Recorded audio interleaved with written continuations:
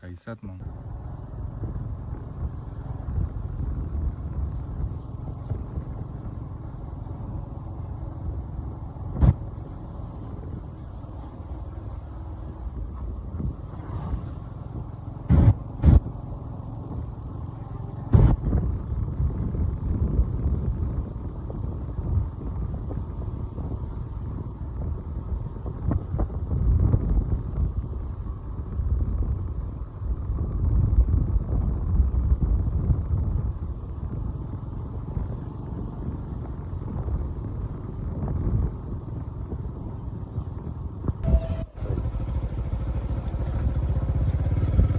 Của già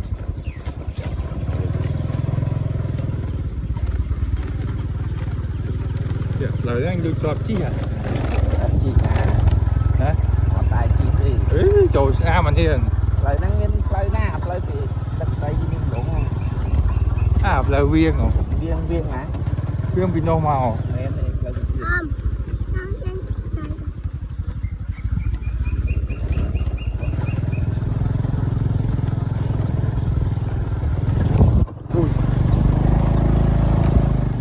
Ôi vậy nha, rồi.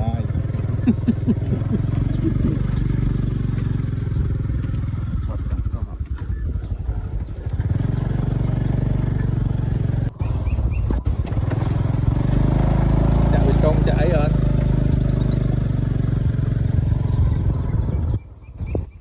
Ôi thơ cài vậy.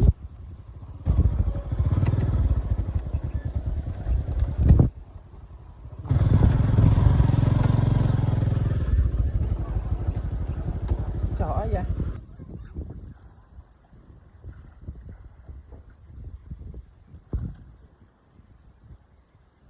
Vâng.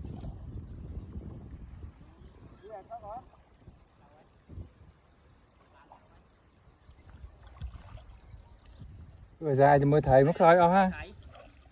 Mới thầy lớn quá cho anh đi. Mình chết mới thấy tích rồi. Cho anh nói cho anh nói. Thấy nha. Thấy đã ăn nha. Cho anh này.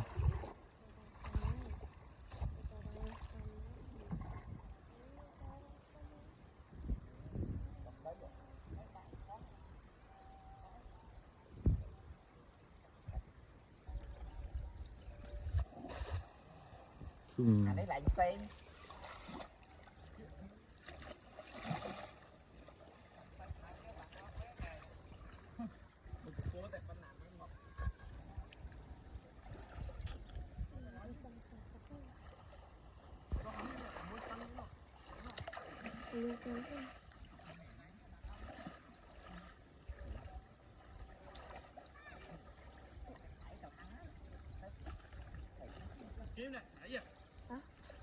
Ở đời. Chả với. Đây. Dương. Khơi vậy? Hả? Nó khơi vậy?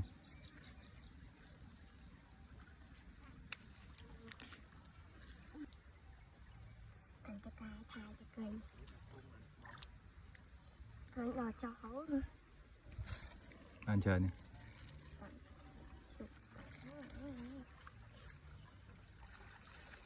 Ba mình.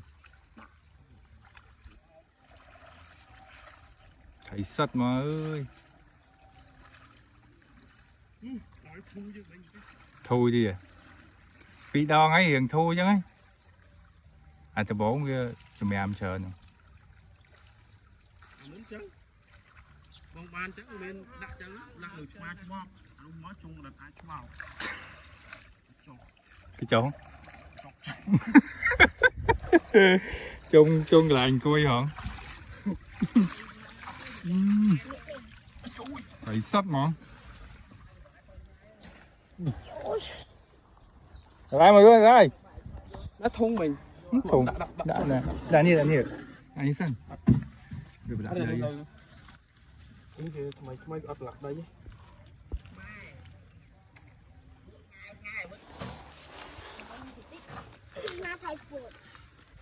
Nhẹ đau phải nín.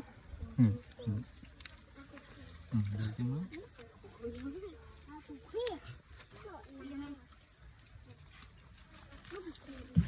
Kim. Ê.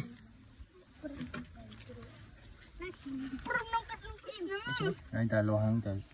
Lo rất kìa.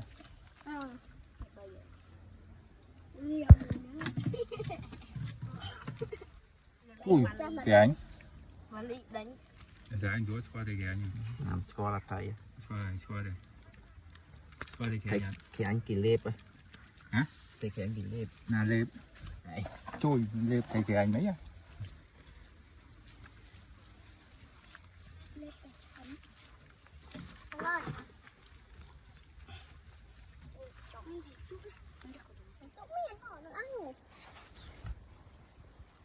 Chọn cái vô đi mua đây.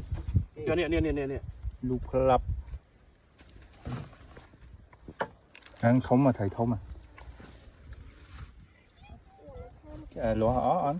Bố nhưng cho thầy ăn hôm Na thầy na. Ăn cũng ăn. Chập trên này nhé.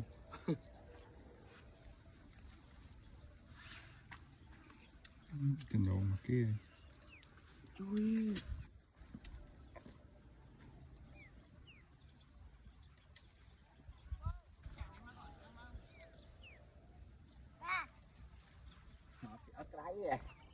Sẽ sợp. Ôi chốc này là Tuần cùng đợi. Thọ chắc miếng này thọ đá tới. Ngồi cầm làng chất nơi khỏi bên nè. Làng chất nơi khỏi nè kia rồi.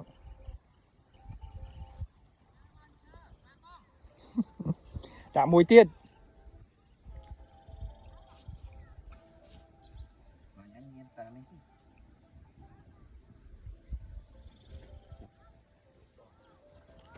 Hắn cho chị hôi đế dài mưa. Còn bị nhạn này khỏi. Sụt sụt tiết đây. Tụ bị bay máu.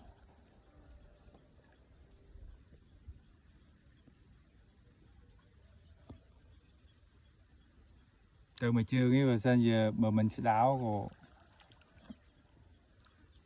gì đây? Chương. Có chương hết. Phèm mai tiết tới, phèm mai tiết sao tờ ní á? Sao ui ra?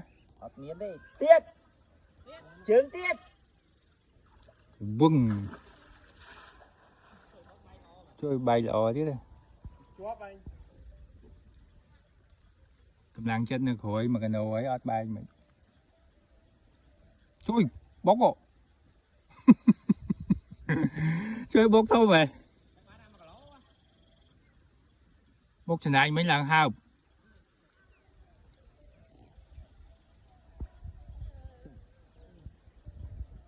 Phía ai kì? Phía ai kì? Cầm chí anh còn khó mà anh. Bây giờ anh kèng này. Tiếp phát cam chia. Anh sao ấy chứ. Chọn với anh.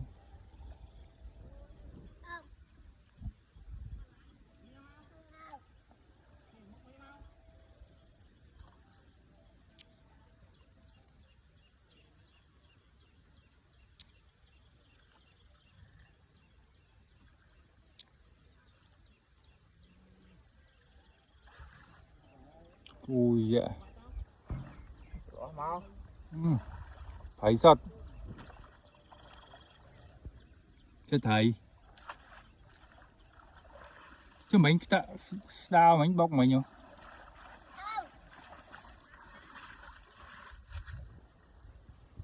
Chứ mà mơ tụi sao là bay phì vậy.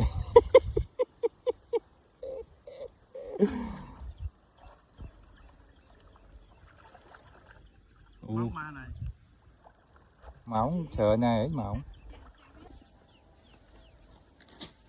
Hiện tí chừng tạm muốn này.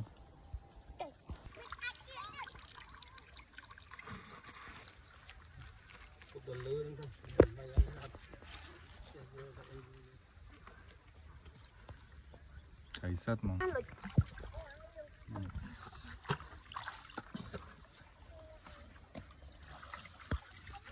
Em na hôi.